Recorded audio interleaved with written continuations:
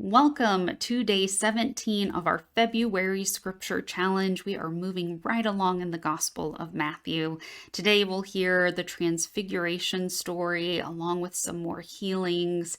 And Jesus is continuing to get his disciples ready for what is ahead as he journeys to Jerusalem.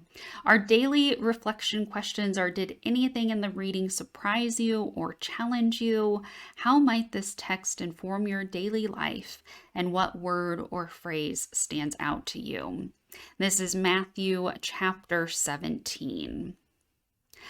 6 days later, Jesus took with him Peter and James and his brother John and led them up a high mountain by themselves. And he was transfigured before them, and his face shone like the sun, and his clothes became dazzling white. Suddenly there appeared to them Moses and Elijah talking with him. Then Peter said to Jesus, "Lord, it is good for us to be here. If you wish, I will make 3 dwellings here, one for you, one for Moses, and one for Elijah." While he was still speaking, suddenly a bright cloud overshadowed them, and from the cloud a voice said, "This is my Son, the beloved. With him I am well pleased. Listen to him." When the disciples heard this, they fell to the ground and were overcome by fear. But Jesus came and touched them, saying, "Get up and do not be afraid."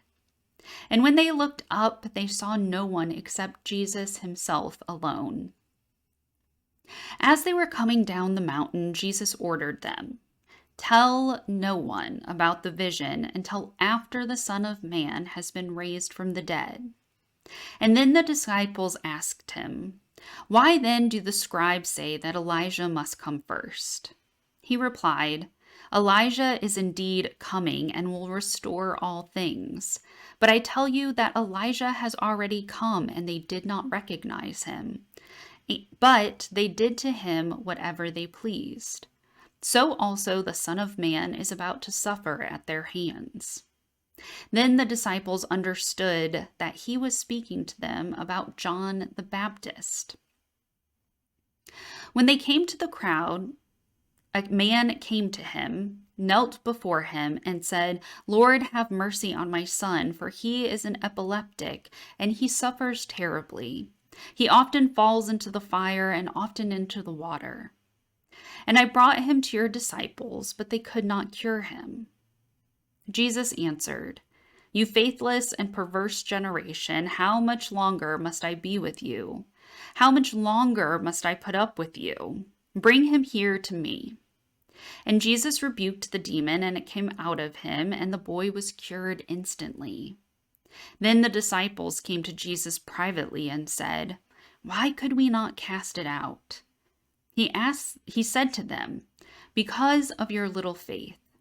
For truly I tell you, if you have faith the size of a mustard seed, you will say to this mountain, 'Move from here to there,' and it will move, and nothing will be impossible for you." As they were gathering in Galilee, Jesus said to them, "The Son of Man is going to be betrayed into human hands, and they will kill him, and on the 3rd day he will be raised." And they were greatly distressed. When they reached Capernaum, the collectors of the temple tax came to Peter and said, "Does your teacher not pay the temple tax?" He said, "Yes, he does." And when he came home, Jesus spoke of it first, asking, "What do you think, Simon? From whom do kings of the earth take toll or tribute? From their children or from others?" When Peter said, "From others," Jesus said to him, "Then the children are free. However, so that we do not give offense to them, go to the lake and cast a hook. Take the first fish that comes up, and when you open its mouth, you will find a coin. Take that and give it to them for you and me." Friends, what stands out to you in this 17th chapter of the Gospel of Matthew? I am always struck by the Transfiguration story, and I am once again captivated by that phrase, "This is my son, the beloved." It's the same thing that we heard at Jesus's baptism. And here again, as Jesus gets ready for his final days, God is once again declaring that Jesus is the beloved. So that is what is standing out to me, that repetition, that reaffirmation, that confirmation of who Jesus is in the Transfiguration story. Share in the comments below what stands out to you, and I'll see you tomorrow for day 18 of our February Scripture Challenge.